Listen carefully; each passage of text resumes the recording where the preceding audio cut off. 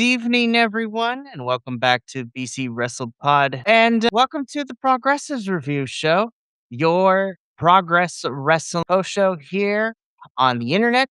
My name is Mikey, and I will be rocking this show solo tonight as I am here to cover chapter 194 Super Strong Style 16.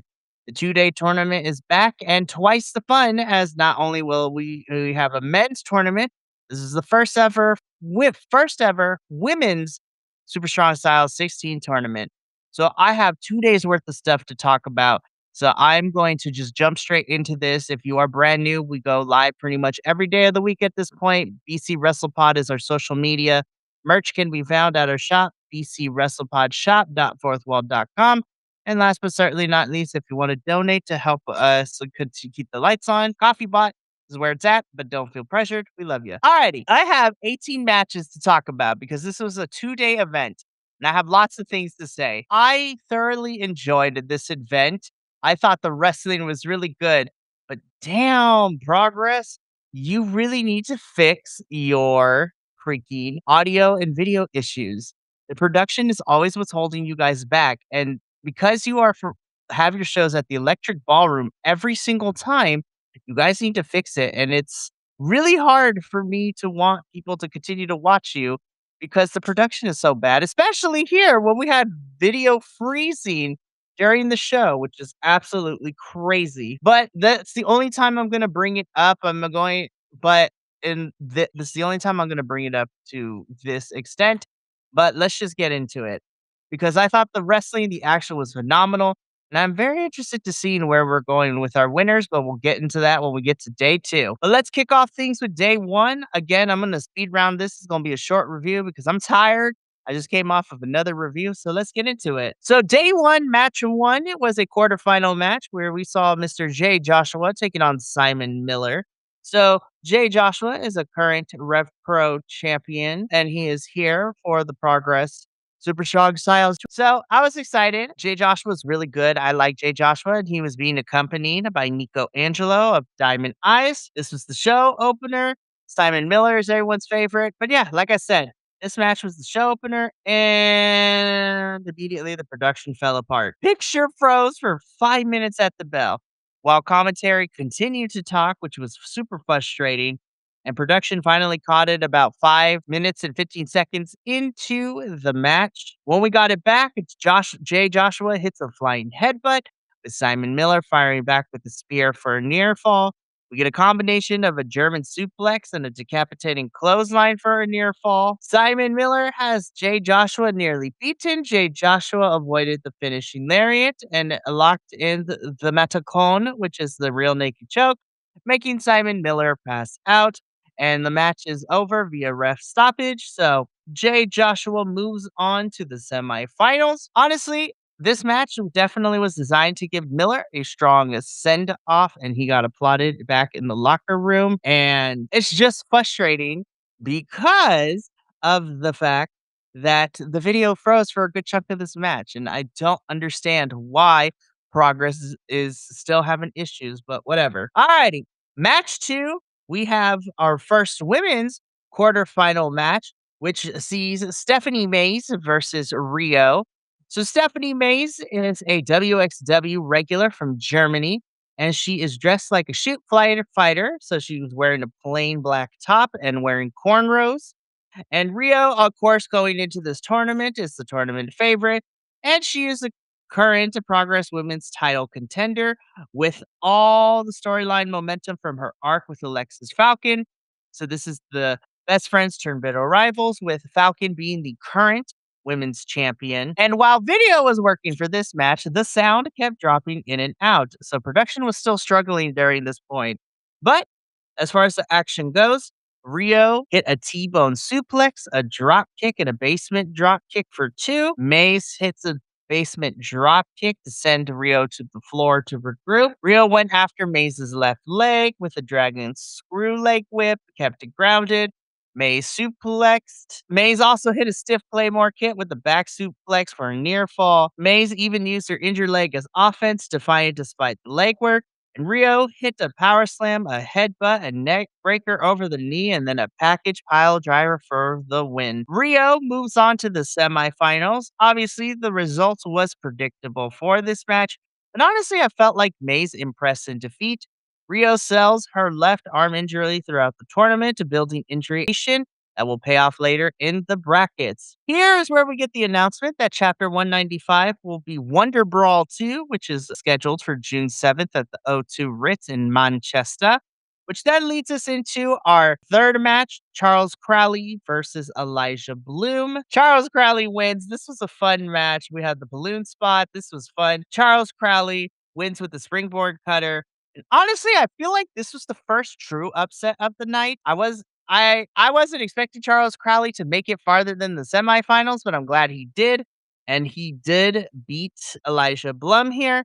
And I thought this was a fun match. It really did. Again, I'm going to go through this really quickly because this is a lot to talk about by myself. Match number 4, women's quarterfinal, LA Taylor versus Shotzi Blackheart. This was a lot of fun. This was really good. Shotzi wins via a top rope senton and advances to the semifinals. I thought this was a strong showing from LA Taylor. And honestly, I feel like she might be getting more progress dates based on this performance alone. Shotzi advances cleanly. And the only thing I have is I wish this match got more time because we only got 8 minutes and 53 seconds. Match number 5, men's quarterfinal match, Spike Trevay versus Peter Tiani. Tiani is another WXW guy, which I love. Spike Trevay is obviously Progress's one as top talent, and this actually was probably my favorite match of the entire day one out in terms of like the tournament matches. I think this was my favorite tournament match. Spike Trevay wins via a Tower of Silence and advances to the semifinals. Definitely, like I said, best match of day one's quarterfinals. This nonstop action. Tiani came out looking like a star in defeat with this one. And I honestly think that Spike might be coming after the men's championship down the road at some point. And it should be noted that at this point in the tournament, that all the WXW talent was officially eliminated in terms of the men's tournament. So that was crazy. We get our 30-minute interval, and then when we come back, we get into match 6, which is a women's quarterfinal match. This is Giselle Shaw versus Sky Smith. So originally, this was supposed to be Giselle Shaw got a bye because the qualifier match was supposed to be Giselle Shaw versus Billy Starks, but that match did not end up happening. And so Giselle Shaw was going to face Sky Smith. I have missed Giselle in Progress. She is a really fun heel, but I love Sky Smithson too. She's also wrestling over at Pro Wrestling Eve, which I love. This is a really fun match, but Giselle Shaw wins via a running knee. This match was shorter than I expected, but I'm glad that Shaw was established as the top heel, and it's going to be great. She is definitely the one to beat in this tournament in terms of the heel side. Alrighty. We get a match. Well, we get an announcement that at Wonder Brawl 2, we are gonna get Mr. Bang Bang Sosa himself. Ricky Sosa will be competing at Progress Chapter 195, Wonder Brawl 2. And the Young Guns will also defend their tag team championships at the same show. Backstage, Simon Miller and Car Noir had a face-to-face backstage. Miller said something, but again, the audio was inaudible due to production issues I didn't understand, and Noir left without saying anything. Damn it, Progress. You gotta fix this production. Seriously. Alrighty. Match number 7, men's quarterfinal. Charlie Sterling taking on Leo Rush. I love the Blackheart character. I think it is fun stuff. This was really, really fun to watch. Charlie Sterling wins via a tainted feet on the ropes Rolla and advances to the semifinals. Post-match, Warren Banks, the commentator, threw water on Sterling from his bottle as Sterling was leaning. Payback for Sterling's cocky attitude. And yeah, this is going to be fun. So, Charlie Sterling moving on to the semifinals. Here we get chapter 197 entitled Ballroom Blitz, announced for August 31st at the Electric Ballroom. So, that's going to be fun. Alrighty. We got to keep this rolling. Match number 8, women's quarterfinal match, Kanji versus Holly Barlow. Originally, this was supposed to be Kanji versus Emerson Jane, but Jane pulled out injured. So Holly Barlow was elevated to the spot. This was cute. The crowd loves Holly. But let's be real, Kanji wins with the Kimura Hammerlock submission at 13:55. Honestly, this is Holly's best match in progress to date. Kanji definitely helped her up post match and raised her arm, mutual respect. And honestly, Kanji and Rio established themselves as the tournament MVPs for the women's on day one. Alrighty. Main event time of day one. No DQ match for the Progress World Championship. Cara Noir challenging our champion man like Derice. My God, this was such a fun match. 31 minutes and 46 seconds. Cara Noir via a package pile driver onto chairs ends man like Derice's reign at 251 days. This was an iconic match. Definitely really good. This was crazy. I'm excited to see where Cara Noir goes as champion, but I'm excited to see. I would not be surprised if we run back Spike Treve versus Cara Noir round two. Alrighty. So here are my takeaways for day one before I get into day two. Day one this year definitely was better than day one's matches last year. There was better matchups, better time distribution. The women generally outperformed the men, which I love to see. The MVPs for me on day one were Rio and Kanji for the women's tournament. My highlights include the Spike Treve versus Peter Tiani match. Man like Derice versus Cara Noir was also a highlight. It should also be noted again that all the WXW outsiders eliminated from the men's tournament. Joshua Blum and Tiani all out. Cara Noir is back at the top of the progress 4 years after his last world title reign. And Derice's modified title belt rejected, symbolic of a new direction. Alrighty, here we go. Day two, we had SoCal Val as our MC for this night. And sound issues were fixed, lighting still poor, and definitely day two's production got a lot better. So here we go. Match number one, day two, women's semifinal match. Rio versus Shotzi Blackheart. My God, this was a fun one. Rio wins with a package pile driver with the match clocking in at 15 minutes and 11 seconds. This was my second favorite match of day two. There was some sharp action throughout. The crowd was hot for both Rio and Shotzi, and Rio sold the arm injury very well going into the finals. Match number two, men's semifinal, Charles Crowley versus Jay Joshua. This one was another upset as Charles Crowley wins versus a reverse DDT slam, with the match clocking in at 9 minutes and 2 seconds. This was another upset. Charles Crowley had made it to the finals, but there was a post-match attack. Jay Joshua called Connor Mills and Nico Angelo back out. All three of them stomped Crowley. Crowley sold a possible ruptured eardrum in the aftermath. Joshua's I'll do it clean move was a mask when he lost. His crew came right back to inflict damage. Crowley advances wounded to the final. Alrighty. Match number three, women's semifinal, Giselle Shaw versus Kanji. Good God, this was crazy. So, Giselle Shaw wins with a bicycle knee with this match clocking in at 17 minutes and 50 seconds. This was such a flippin' good match. Oh my God, I really loved this one.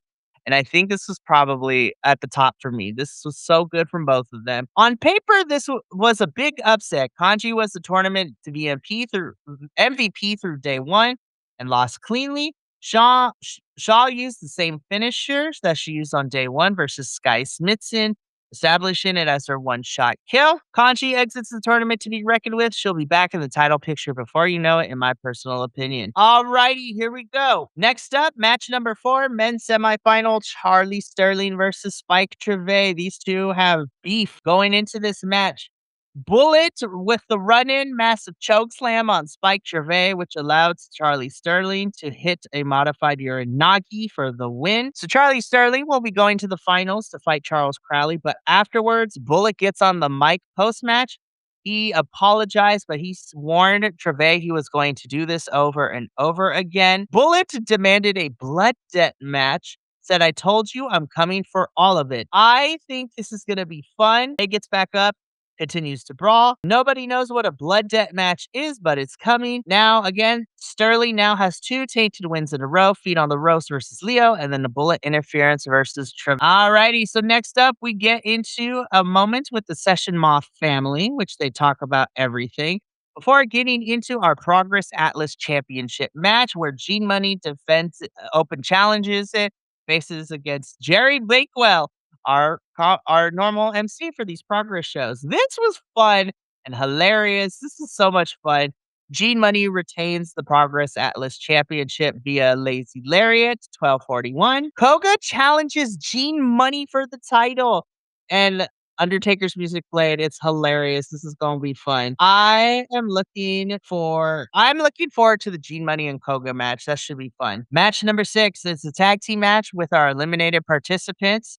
We have the Experience, which is L.A. Taylor and Sky Smithson taking on Holly Barlow and Stephanie Mays. This was a fun match. The Experience reinforced as a credible tag team here, sets up potential Progress tag title contender path down the line. Who knows? Moving on.